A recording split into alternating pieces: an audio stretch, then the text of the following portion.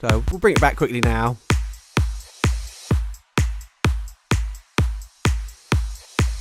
And then also the attack on the compressor.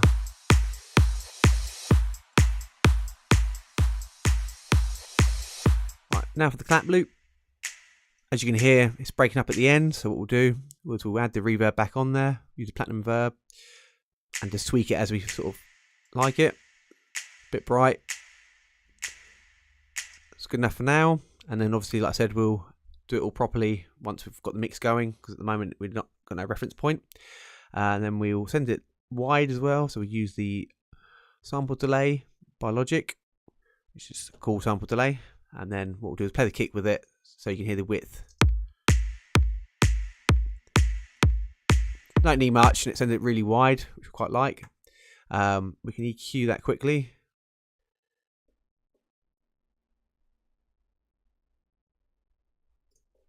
Just always take off the low end because we're not using it. It's not even there, but it doesn't matter. We'll just take it off. Just say cut out a little bit of the 5K. It's a bit not very nice, so we'll bring that back. Narrow the Q a little bit, and then what I tend to do is sort of go around, sort of find horrible points by adding it, and then I'll subtract it after, so it makes it easier to see what we're working with. So that's not too bad there.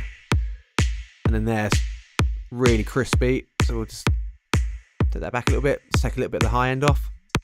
But like I said, it's only subtle for the time being. We'll add a compressor to that just to tame everything. Again, we'll sort of go through everything. Got quite like the sound of that. It's quite subtle. Also, if you change around with the threshold and the ratio, you can actually make the tail end longer.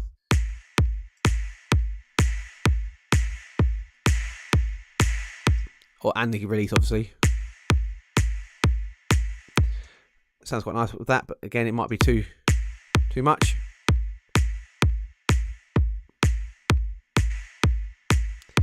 What I like to do is heavily compress the sample at the end, so bring all the reverb out early. So when you go through the mastering process, it's really heavily compressed and really heavily limited. So it will do that then. So you might as well do it before, so you can actually hear what you're going to be working with, sort of looking forward. So now we'll work on the on-click clap. There's quite a lot of reverb on there already. Don't need any more reverb. Just do a bit of subtle changes. So again, take off the low end, don't need that. Obviously you heard a sort of something hit in there, so obviously that's what we EQ it for. And then again, just actually quite nice with a little bit of high on there. It's not very nice around there, so we'll bring sort of not nice there at all, so we'll bring that back, soften it a little bit, play it with the actually sounds better without the EQ. So what we'll do is we'll get rid of those changes.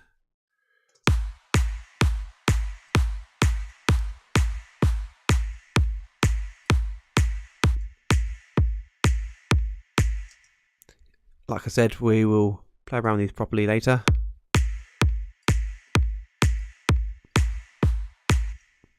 I'm quite happy with the on-click clap. Again, we'll just add a compressor just to tame it all.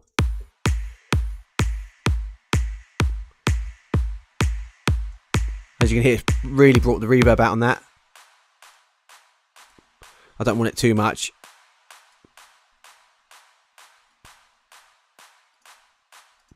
That'll be enough. What we'll do now is we'll have a look at the ride loop. As you can hear, it's very dry. So we'll add a bit of reverb onto that. Just basically tweak it until we find something we like. So I want the tail end really to come out.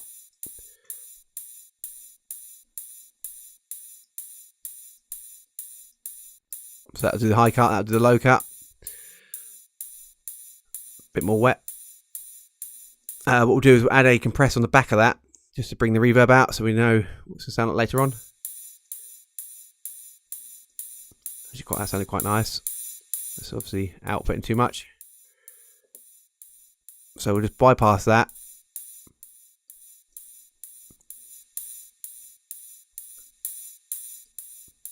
more release.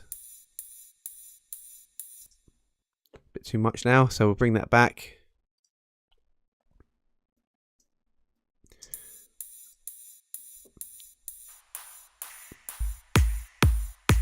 Bypass it. Adds quite a lot of depth to that, so just a bit high cut on there. And then we'll go on to the hi-hat, which is obviously wide. I quite like that because it sits in the mix better like that. Obviously you can hear it's quite panned to the right quite nicely. We can just put in a sample delay, which will sort of sort that out.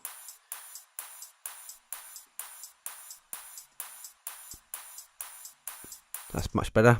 Don't want any more reverb, so we just do that. Bit of compression on there, just to tame everything, so make sure nothing's gonna stick out too much. That's good enough for me. And then we'll go on to the reverse crash. So as you can hear, it's got reverb on it already, so we don't need more. But what I'll do is I'll put a compressor on there just to bring it all out.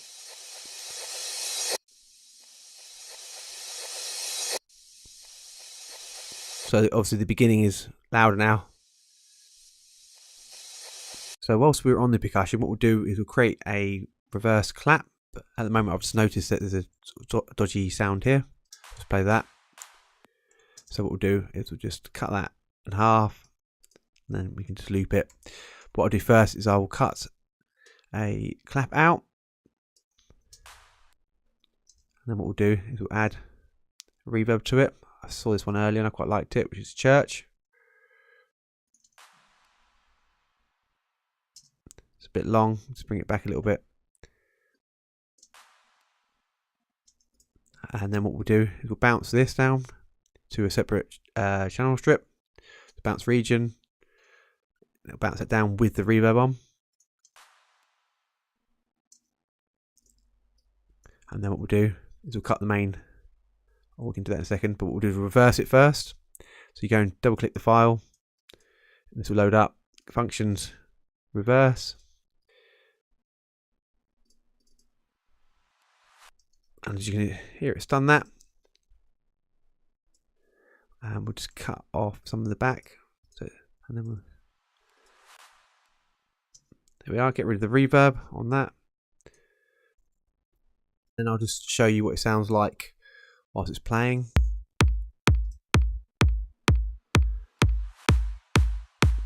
So when working with audio, just make sure you check everything. You may have noticed on the kick drum, the first kick isn't snappy as the rest of them. Just misses off the beginning. So what we'll do is we'll cut the beginning one out and just loop that one across. Also, there's a click on the WAV file for the reverse clap. So basically going from no noise to noise. Make sure your ears perceive that as a tick. So what we'll do is we'll just do a volume fade on the just minor on the ends, and that